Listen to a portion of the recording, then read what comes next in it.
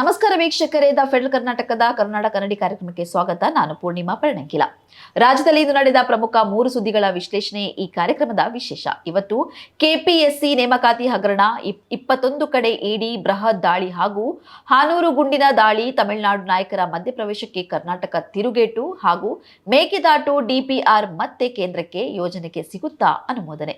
ಈಗ ಒಂದೊಂದಾಗಿ ಈ ಸುದ್ದಿಗಳ ವಿಶ್ಲೇಷಣೆ ಮಾಡ್ತಾ ಹೋಗೋಣ.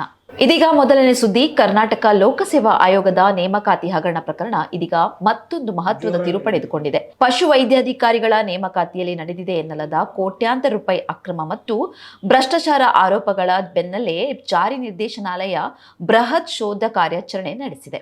ಬೆಂಗಳೂರು ವಲಯದ ಇಡಿ ಅಧಿಕಾರಿಗಳು ಕರ್ನಾಟಕದ ವಿವಿಧ ಜಿಲ್ಲೆಗಳು ಸೇರಿದಂತೆ ಗುಜರಾತ್ನ ಅಹಮದಾಬಾದ್ ವರೆಗೆ ಒಟ್ಟು 21 ಕಡೆಗಳಲ್ಲಿ ಏಕಕಾಲಕ್ಕೆ ದಾಳಿ ನಡೆಸಿದ್ದಾರೆ. ಕೆಪಿಎಸ್ಸಿ ಅಮಾನತುಗೊಂಡ ಅಧ್ಯಕ್ಷ ಶಿವಶಂಕರಪ್ಪ, ಎಸ್ ಸಾಹುಕಾರ್, ಕೆಪಿಎಸ್ಸಿ ಸದಸ್ಯ ಶಾಂತಾ ಹೊಸಮನಿ, ಮಧ್ಯವರ್ತಿಗಳು, ಪರೀಕ್ಷೆಯ ಡಿಜಿಟಲ್ ಮೌಲ್ಯಮಾಪನದ ಜವಾಬ್ದಾರಿ ಹೊತ್ತಿದ್ದ ಎಡುಟೆಸ್ಟ್ ಸೊಲ್ಯೂಷನ್ನ ಸಂಸ್ಥೆ ಹಾಗೂ ಆಯ್ಕೆಯಾದ ಅಭ್ಯರ್ಥಿಗಳ ಮನೆಯಲ್ಲೂ ಶೋಧ ನಡೆದಿದೆ. ಮುಂಜಾನೆಯಿಂದಲೇ ಆರಂಭವಾದ ಈ ಕಾರ್ಯಾಚರಣೆಯಲ್ಲಿ ಬೆಂಗಳೂರು, ಹಾಸನ, ಚಿತ್ರದುರ್ಗ, ದಾವಣಗೆರೆ, ರಾಯಚೂರು, ಕಲಬುರಗಿ, ಬೆಳಗಾವಿ ಹಾಗೂ ಗುಜರಾತ್ನ ಅಹಮದಾಬಾದ್ನಲ್ಲಿ ಇಡಿ ಅಧಿಕಾರಿಗಳು ದಾಖಲೆಗಳನ್ನು ಪರಿಶೀಲಿಸಿದ್ದಾರೆ.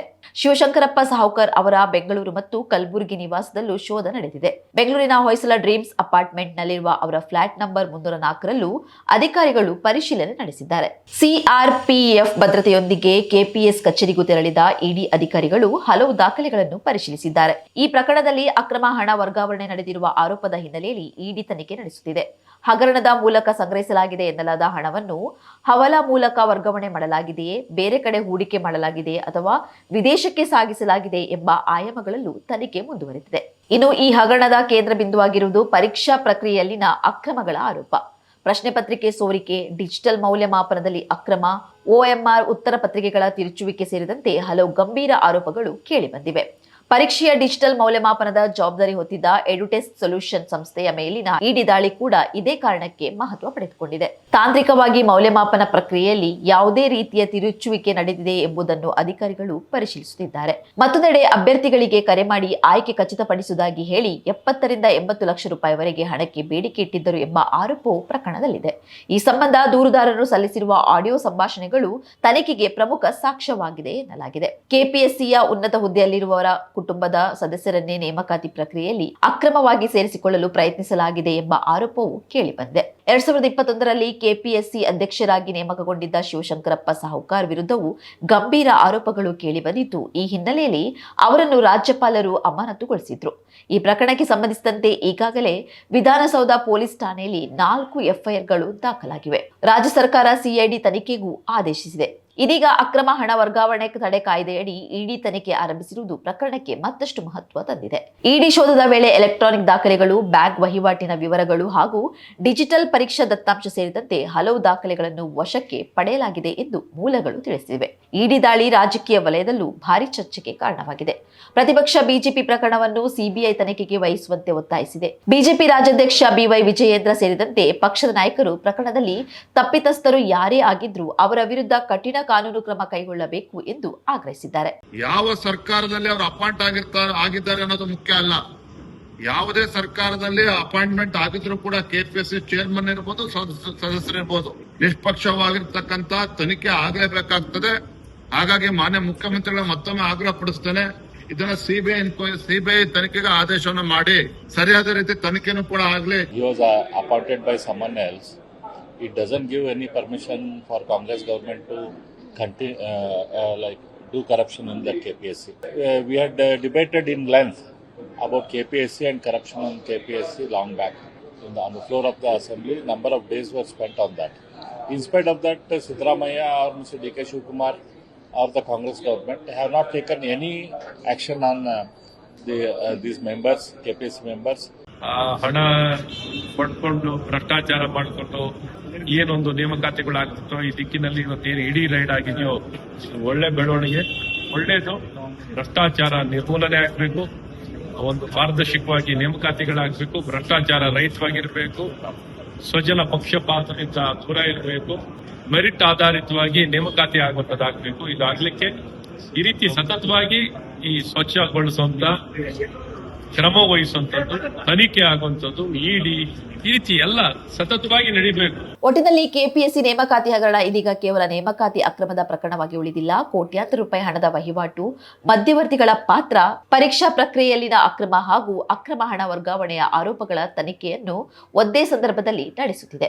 ಇಡಿ ಶೋಧದ ಬಳಿಕ ಪ್ರಕರಣದ ತನಿಖೆ ಯಾವ ದಿಕ್ಕಿನಲ್ಲಿ ಸಾಗಲಿದೆ, ಅಕ್ರಮ ಹಣದ ಮೂಲ ಯಾವುದು, ಹಣ ಎಲ್ಲಿಗೆ ವರ್ಗಾವಣೆಯಾಗಿದೆ, ಈ ಜಾಲದ ಹಿಂದೆ ಇನ್ನು ಯಾರಿದ್ದಾರೆ ಎಂಬ ಪ್ರಶ್ನೆಗಳಿಗೆ ತನಿಖೆಯಿಂದ ಉತ್ತರ ಸಿಗಬೇಕಾಗಿದೆ. ಇದೀಗ ಎರಡನೇ ಸುದ್ದಿ. ಚಾಮರಾಜನಗರ ಜಿಲ್ಲೆಯ ಹನೂರು ತಾಲೂಕಿನ ಅರಣ್ಯ ಪ್ರದೇಶದಲ್ಲಿ ನಡೆದ ಶೂಟೌಟ್ ಪ್ರಕರಣ ಇದೀಗ ಕರ್ನಾಟಕ ಮತ್ತು ತಮಿಳುನಾಡಿನ ನಡುವಿನ ರಾಜಕೀಯ ವಾಕ್ಸಮರಕ್ಕೆ ಕಾರಣವಾಗಿದೆ. ಅರಣ್ಯ ಇಲಾಖೆ ಸಿಬ್ಬಂದಿ ಗುಂಡೇಟಿಗೆ 3 ಮೃತಪಟ್ಟಿರುವ ಪ್ರಕರಣದಲ್ಲಿ ನ್ಯಾಯಕ್ಕಾಗಿ ಆಗ್ರಹಗಳು ಕೇಳಿಬರುತ್ತಿರುವ ಬೆನ್ನಲ್ಲೇ ತಮಿಳುನಾಡಿನ ರಾಜಕೀಯ ನಾಯಕರು ಕರ್ನಾಟಕ ಸರ್ಕಾರದ ವಿರುದ್ಧ ಧ್ವನಿ ಎತ್ತಿದ್ದಾರೆ.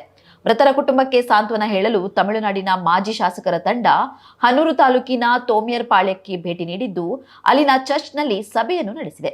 ಸಂತ್ರಸ್ತರ ಕುಟುಂಬದವರನ್ನು ಭೇಟಿಯಾಗಿ ಸಾಂತ್ವನ ಹೇಳಿದೆ. 3 ಮೃತಪಟ್ಟಿರುವ ಘಟನೆಯನ್ನು ತಮಿಳುನಾಡು ಮುಖ್ಯಮಂತ್ರಿ ವಿಜಯ್ ಖಂಡಿಸಿರುವ ಬೆನ್ನಲ್ಲೇ ಮೃತರ ಕುಟುಂಬಗಳಿಗೆ ತಲಾ 10 ಲಕ್ಷ ರೂಪಾಯಿ ಪರಿಹಾರ ನೀಡುವುದಾಗಿ ತಮಿಳುನಾಡು ಸರ್ಕಾರ ಘೋಷಿಸಿದೆ. ತಮಿಳುನಾಡು ವಿಧಾನಸಭೆಯಲ್ಲೂ ಈ ಪ್ರಕರಣ ಪ್ರತಿಧ್ವನಿಸಿದೆ. ಡಿಎಂಕೆ ಮತ್ತು ಎಐಡಿಎಂಕೆ ನಾಯಕರು ಹನೂರು ಶೂಟೌಟ್ ವಿಚಾರವನ್ನು ಪ್ರಸ್ತಾಪಿಸಿ ಪ್ರಕರಣದ ತನಿಖೆ ಬಗ್ಗೆ ಪ್ರಶ್ನೆ ಎತ್ತಿದ್ದಾರೆ. ತಮಿಳುನಾಡು ಅರಣ್ಯ ಸಚಿವ ರಂಜಿತ್ ಕುಮಾರ್ ಅವರು ಮೃತರ ಕುಟುಂಬಗಳಿಗೆ ತಲಾ 10 ಲಕ್ಷ ರೂಪಾಯಿ ಪರಿಹಾರ ನೀಡುವುದಾಗಿ ಘೋಷಿಸಿದ್ದಾರೆ. ಇದರ ಜೊತೆಗೆ ಪ್ರಕರಣವನ್ನು ಸಿಬಿಐ ತನಿಖೆಗೆ ವಹಿಸಬೇಕು ಎಂಬ ಆಗ್ರಹವು ತಮಿಳುನಾಡಿನ ರಾಜಕೀಯ ವಲಯದಿಂದ ಕೇಳಿಬಂದಿದೆ. ಆದರೆ ಇದೇ ವಿಚಾರ ಕರ್ನಾಟಕದಲ್ಲಿ ರಾಜಕೀಯ ಸಂಘರ್ಷಕ್ಕೆ ಕಾರಣವಾಗಿದೆ. ಒಂದು ರಾಜ್ಯದಲ್ಲಿ ನಡೆದಿರುವ ಪ್ರಕರಣದ ಬಗ್ಗೆ ಮತ್ತೊಂದು ರಾಜ್ಯದ ರಾಜಕೀಯ ನಾಯಕರು ನಿರಂತರವಾಗಿ ಹೇಳಿಕೆ ನೀಡುತ್ತಿರುವುದು ಇದೀಗ ಚರ್ಚೆಗೆ ಕಾರಣವಾಗಿದೆ. ಅದರಲ್ಲೂ ಕರ್ನಾಟಕ ಮತ್ತು ತಮಿಳುನಾಡು ನಡುವೆ ಈಗಾಗಲೇ ಕಾವೇರಿ ನೀರು ಹಂಚಿಕೆ ಸೇರಿದಂತೆ ಹಲವು ಸೂಕ್ಷ್ಮ ವಿಚಾರಗಳಿವೆ. ಹೀಗಾಗಿ ಹನೂರು ಪ್ರಕರಣವನ್ನು ರಾಜಕೀಯಗೊಳಿಸಲಾಗುತ್ತಿದೆ ಎಂಬ ಆರೋಪವು ಕೇಳಿಬಂದಿದೆ. ತಮಿಳುನಾಡಿನ ಮಾಜಿ ಮುಖ್ಯಮಂತ್ರಿ ಓ ಪನ್ನೀರ್ ಸೆಲ್ವಂ ಕೂಡ ಪ್ರಕರಣವನ್ನು ಸಿಬಿಐ ತನಿಖೆಗೆ ವಹಿಸಬೇಕು ಎಂದು ಆಗ್ರಹಿಸಿದ್ದಾರೆ. ತಮಿಳುನಾಡಿನ ಇತರ ನಾಯಕರು ಇದೇ ನಿಲುವನ್ನು ವ್ಯಕ್ತಪಡಿಸಿದ್ದಾರೆ.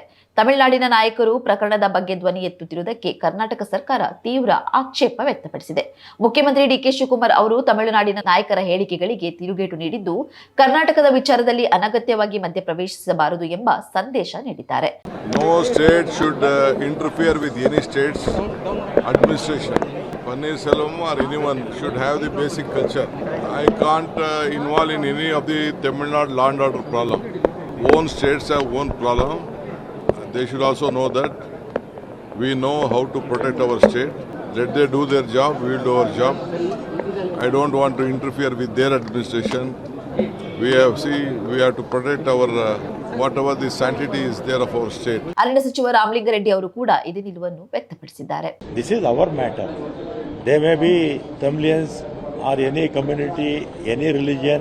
They are all our Kannadigas. They are all Kannadigas. Since decades, not centuries, they are in Karnataka. Inquiry is going on. 21st or 22nd report will come, magisterial report. If anything wrong happens from our department officials, I will take strict action against our officials. BJP ರಾಜ್ಯಾಧ್ಯಕ್ಷ B Y Vijayendra ಕೂಡ ತಮಿಳುನಾಡು ಮುಖ್ಯಮಂತ್ರಿ ವಿಜಯ್ ಅವರ ಹೇಳಿಕೆಯನ್ನು ಖಂಡಿಸಿದ್ದಾರೆ. Tamil Nadu Chief Minister's statement, 3 of the deceased person belongs to Christian community, Christian religion. So I would like to question the Chief Minister of Tamil Nadu, whether he is the Chief Minister of only Christian religion or for entire Tamil Nadu state. ರಾಜ್ಯ ಸರ್ಕಾರ ಈ ಪ್ರಕರಣವನ್ನು ಗಂಭೀರವಾಗಿ ಪರಿಗಣಿಸಿದ್ದು ಅರಣ್ಯ ಇಲಾಖೆ ಸಿಬ್ಬಂದಿಯಿಂದ ತಪ್ಪಾಗಿದ್ದರೆ ಕಠಿಣ ಕ್ರಮ ಕೈಗೊಳ್ಳುವುದಾಗಿ ಸರ್ಕಾರ ಭರವಸೆ ನೀಡಿದೆ. ಇದೀಗ 3ನೇ ಸುದ್ದಿ. ಮೇಕೆದಾಟು ಯೋಜನೆಗೆ ಸಂಬಂಧಿಸಿದಂತೆ ಕರ್ನಾಟಕ ಸರ್ಕಾರ ಮಹತ್ವದ ಹೆಜ್ಜೆ ಇಟ್ಟಿದೆ.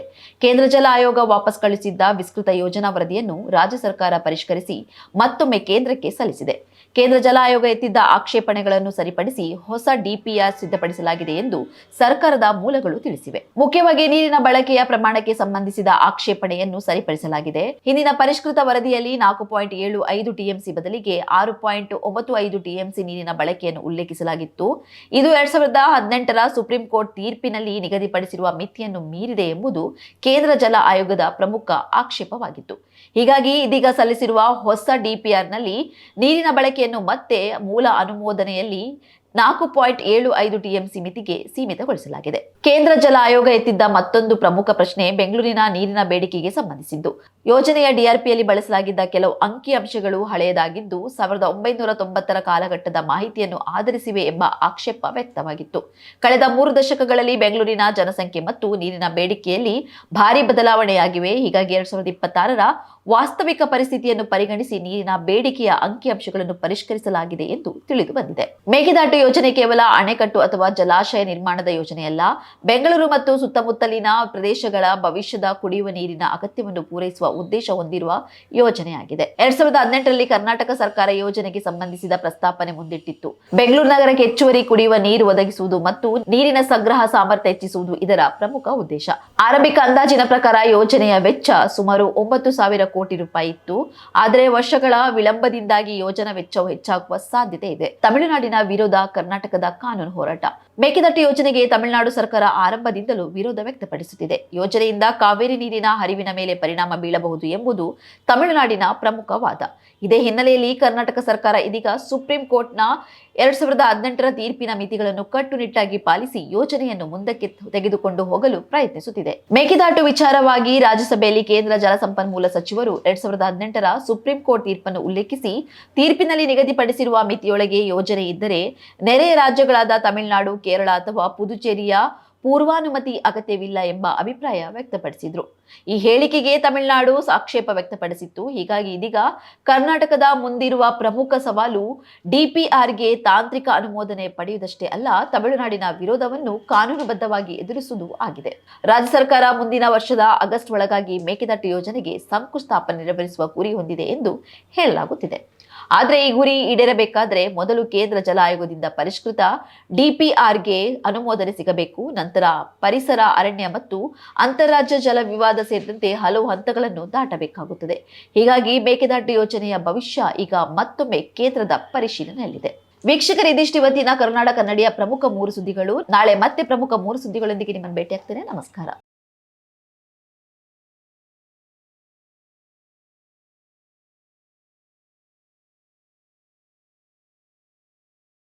ಸುದ್ದಿ ಅಪ್ಡೇಟ್ಗೆ ಈಗಲೇ the federal Karnataka YouTube page ಅನ್ನು ಸಬ್ಸ್ಕ್ರೈಬ್ ಮಾಡಿ.